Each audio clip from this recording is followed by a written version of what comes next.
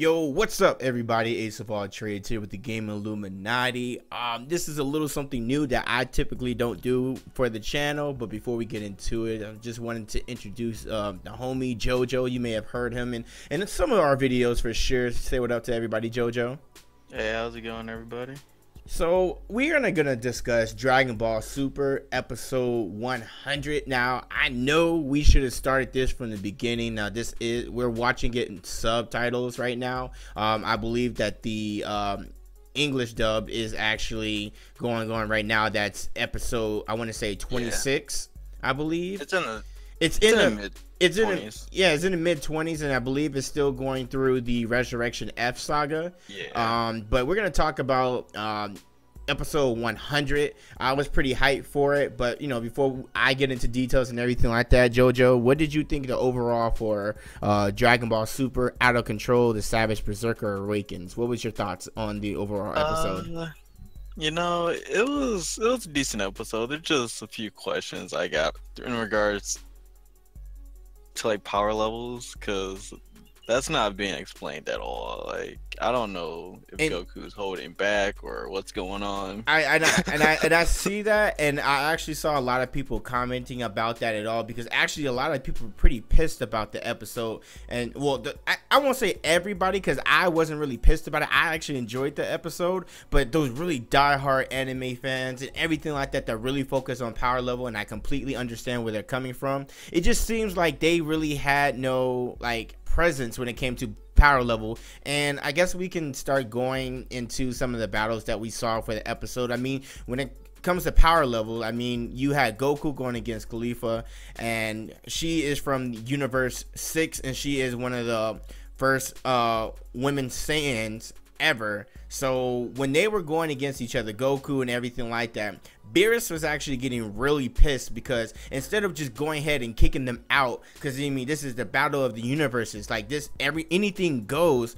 Goku's so like wanting to battle, and his Saiyan blood within him, he wants to fight. So he was actually teaching Khalifa everything, and instead of knocking her out, he was trying to teach her how to go from Super Saiyan to Super Saiyan 2, and he feels confident that she would actually be able to go to Super Saiyan 3. So what do you think about that? Like, when they were both at Super Saiyan 2, if I still feel like Goku was definitely holding back. I mean, you can tell in that particular fight that he was holding back, of course, but like the main thing without throwing questions with me with that fight against Kale, that was a little ridiculous, bruh. I don't know if he just got caught off guard, and you know, I think they did it for narrative purposes. They had to have, because there's just no way she power. I get it, you know, she. I mean, I kind of get it as well too, because like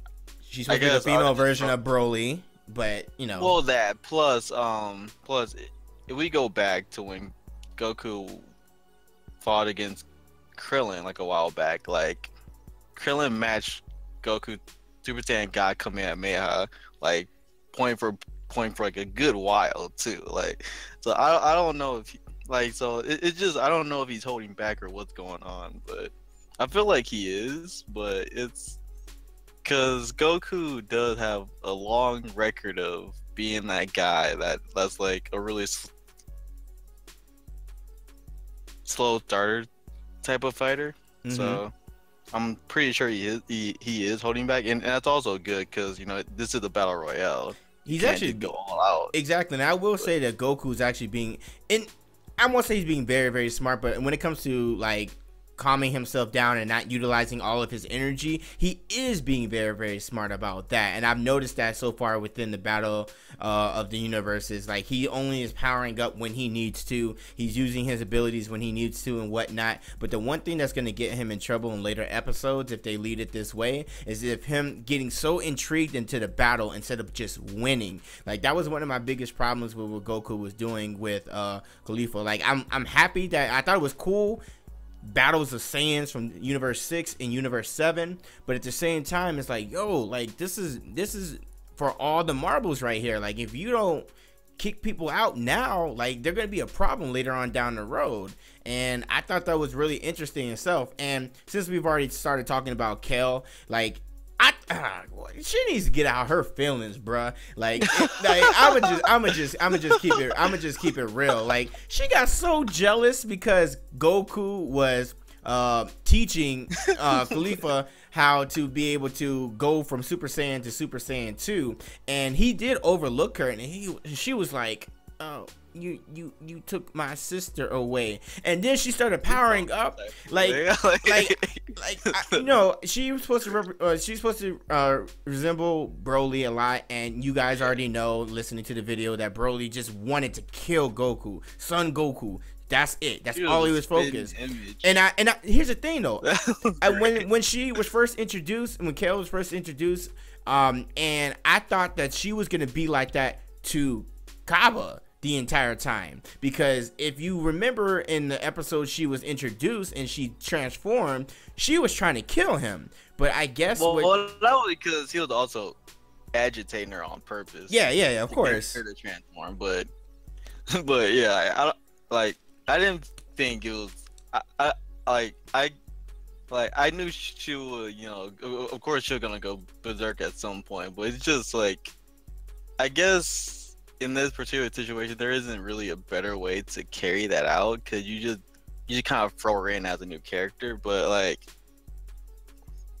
the way that it happened was just so cliche and just it's so like you took my sister But I can't away. think of a better way of doing it either. So it's just like I can't be mad about it, because I can't think of like a better way to do that. But I feel like it could have been played out a bit better. Right. But let's talk about this. Like, so she powers up and everything like that, and then like, you speaking of power levels, like what the fuck? She was destroying Goku. Like it was like nothing. And I think, and I'm really thinking that it was maybe because we're supposed to be he was supposed to be surprised, and so are we of watching it, and you could tell, like, and like he turned Super Saiyan blue, gave her the Kamehameha, and she just walked through that shit like it was nothing. And then she was manhandling Goku. Like, you remember that from what was it, from the Avengers, when the Hulk took Loki from the legs, and we're doing a puny guy, and was just going back and forth. That is exactly how Kel was doing Goku, and I was just like, yo, Goku, what the fuck? What are you doing? Stop bullshitting, like, take her out.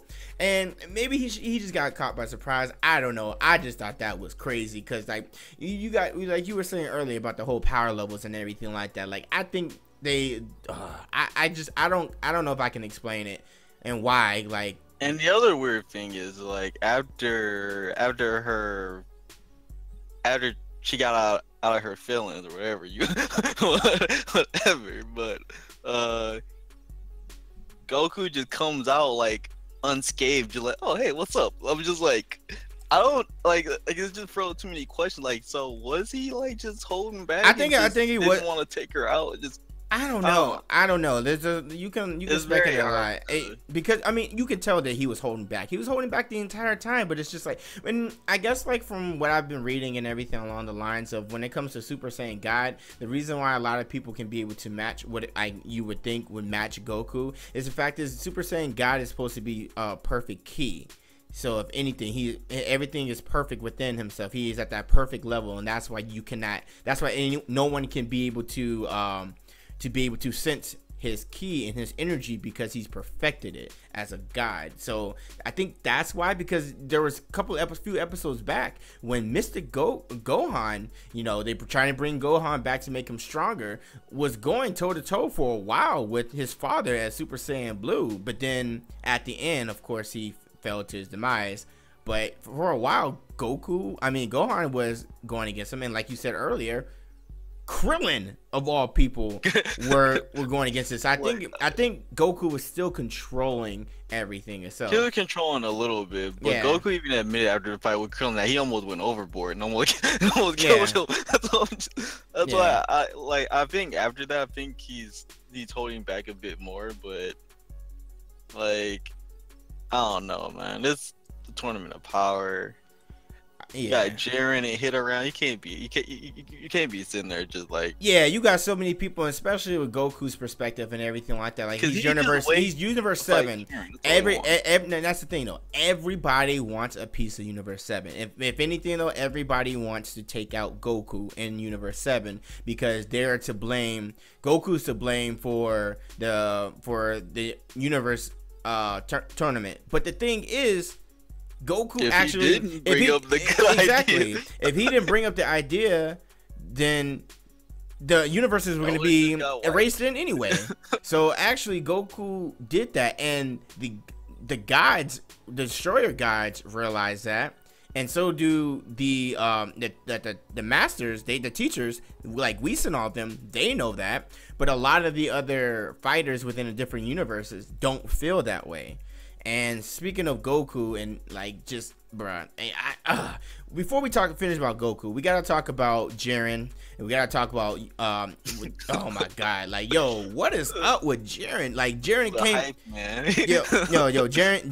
Jiren came through, right, and Kale was just going crazy, and like them pride troopers and everybody like that were just sitting up there on the top of the rocks like they shit didn't stink. Like they were just they were just the top dogs. Like they all sat there like some Power Ranger squad. And then one of the members went over there to Kale, and then Kale destroyed him. And I mean, you didn't see it, but it was already, you could tell because Insama hit the button. He tried to go toe to toe. And then the thing is though, he was saying that his lasso or whatever, it can overdo evildoers or whatever, but they're not evil. That's the thing. And like if that's the true power or whatever, then that's not gonna work on a lot of the people from Universe 6 because they're not evil. They're not evil at all. They're the good guys. And that's the one thing I think is really cool about the Saiyans from Universe 6 compared to the Saiyans from Universe 7. Because even though the Saiyans from Universe 7, they do good, they are good people, their race entirely before it was destroyed were actually bad. And Universe 6 Saiyans, they're actually really, really good. So it's just really funny to see that. But yo, Kale was just destroying the entire area. Even her voice itself was frightening other people. Like she could not be stopped because she can't control her power. So then Jiren comes through saying, I got it. Comes from the rock and everything like that. Hits Kale with a ki blast and everything like that, and was like, folds his arms. It's finished. And I'm just like, who does this guy think he is? Like he came through just like it was nothing. I was just like, all right, Universe 11 think that they the shit, and then here comes Goku's power hungry ass coming through.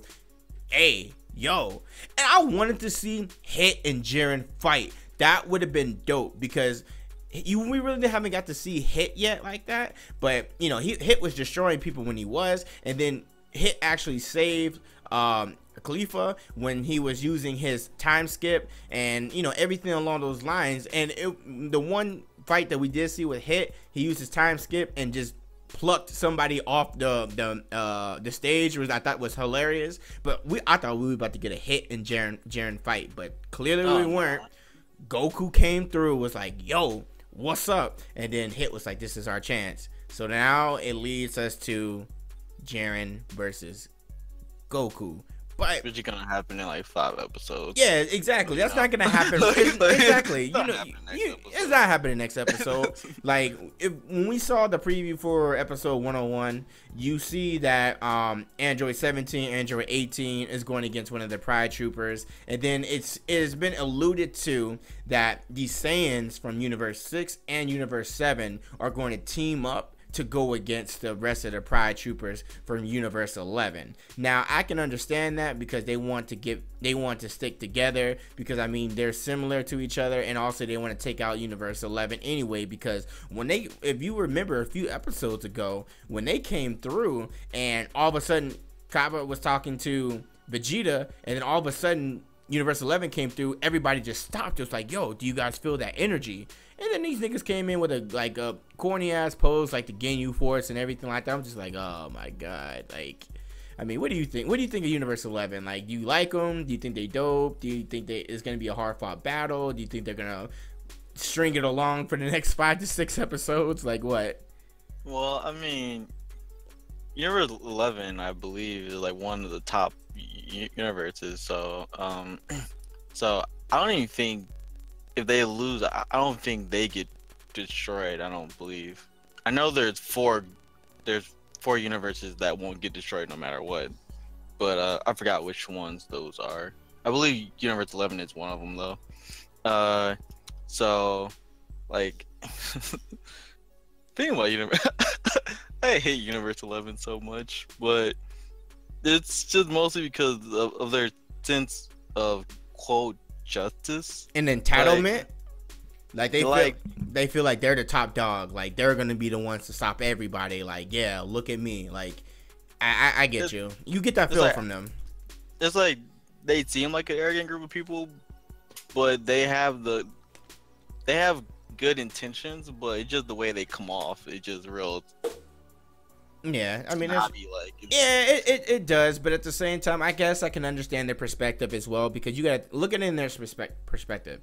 They're minding their own business, they're doing their thing and everything along those lines. Then Zen-sama calls everybody up from the Goddess Destruction and everything along those lines all together. They come to find out that there's going to be a tournament of power. From a tournament of power, then they come to find out it was Goku that did all this, and they found out that if you don't win, your universe gets erased completely. So coming from their perspective, they feel that Goku is evil. They feel that it's because of Goku they're gonna do this. And this is what I said earlier about everybody's intentions towards him. Goku's intentions were good. Of course they were stupid, but Goku's known to be stupid all the time. We know this already. But the fact that they were able to, the fact that they had to be brought into this and be possibly erased, I can see why they would act the way they do, because they feel like they are the god tier. They are the best universe. They are. Oh yeah, Universe 11 is not exempt.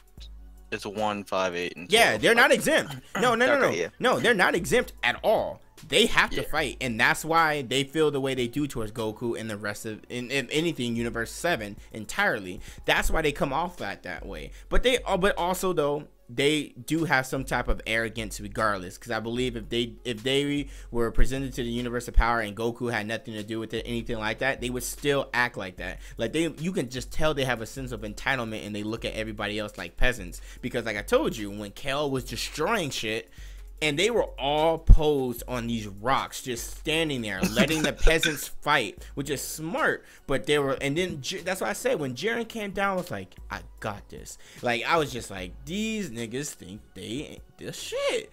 So that's why I say I can't wait for the Saiyans to go against Universe 11. It's going to be strung out for sure. That's typically what they do in every episode and everything like that. I mean, do you have any other thoughts about with everything with the Pride Troopers, with Head, or anything like that you noticed within episode 100 of Dragon Ball Super? I mean, going to the point you're making about the Saiyans teaming up, I don't think it's gonna be like a team up in the way that you're saying. I think it's more so Kel and her teacher, whatever, like they're very close. So a Pride Trooper just walk up on your best friend like beat the shit out of him, like you're not just gonna let that shit go. Yeah, that's true. I think Khalifa's gonna get knocked out the next match too, because like towards the end of the preview of 101, there's like this, like you can see Kale crying, and Khalifa is looking back at her, telling her it's gonna be okay. So I think she's gonna take like a blast or something like that for she's gonna take a blast or something like that for Kale, because Kale hasn't, because she at this moment she's not in her berserker form. So I believe from episode 101 that Kale is going to return back into her Super Saiyan form, but she's going to be under control. I think that's what's going to end up happening. And then she's going to be able to learn to control her power, because I think it's really interesting the fact that the Saiyans literally turn, like the Saiyans from Universe 6 were able to turn Super Saiyan so quickly. Kaba went back, showed them like the tingly feeling in the back and everything like that, and that was it. They were able to turn it. And that's why Goku was telling Khalifa that she possibly, apparently, what he saw, she could turn Super Saiyan 3 already. And it was funny too because when she did Super Saiyan 2, before she did Super Saiyan 2, she did the same thing that Future Trunks did back in the Cell Saga, when he sacrificed his speed for power, and he bulked up crazy, and that was before he got to Super Saiyan 2. And she was doing the same thing, and he was like, no, you can't do that. So Goku was trying to be a teacher to her as well, and I can respect it, but I think it's in a situation, nah, dog, you can't do that. Like, and at the same time, she slapped his hand when he was trying to introduce himself, because he was intrigued, because he saw one of the first women Saiyans ever. Like, I mean, I petting Goku though. His that shit's in his nature. I mean, I learned to accept. I learned to accept his very peculiar mind and intrigue and power and all this stuff like that.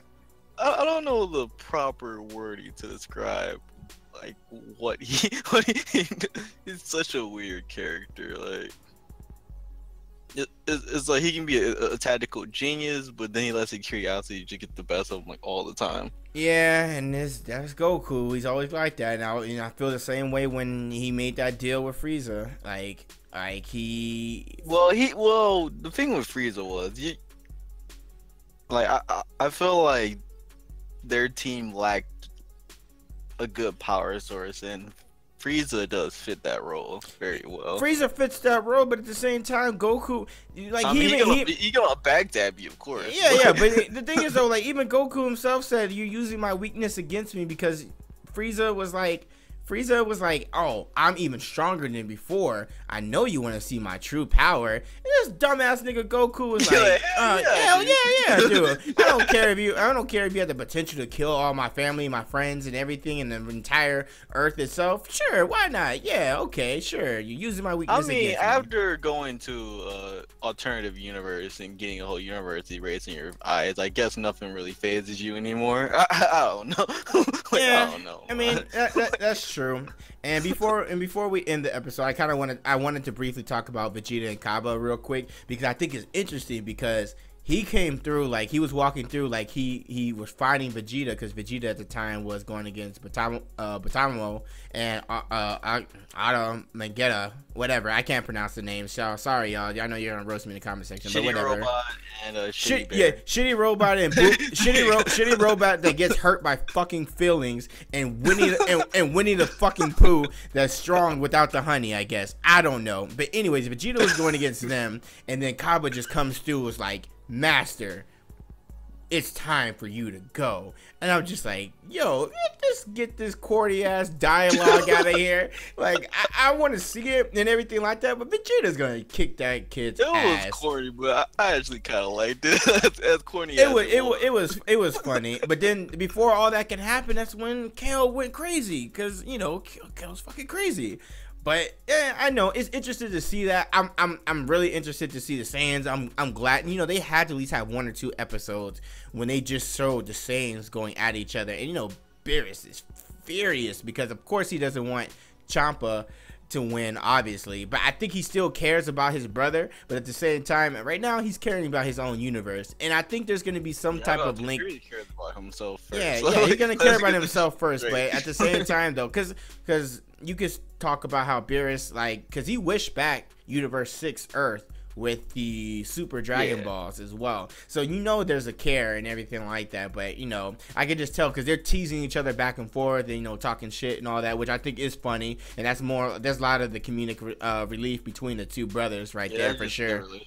That's just a relationship for sure. But I'm excited for episode 101. We will be back to discuss that next week. Sorry we didn't get this video out the moment after it premiered, but we will try to do that after we watch the episode itself. Jojo, do you have any other remarks?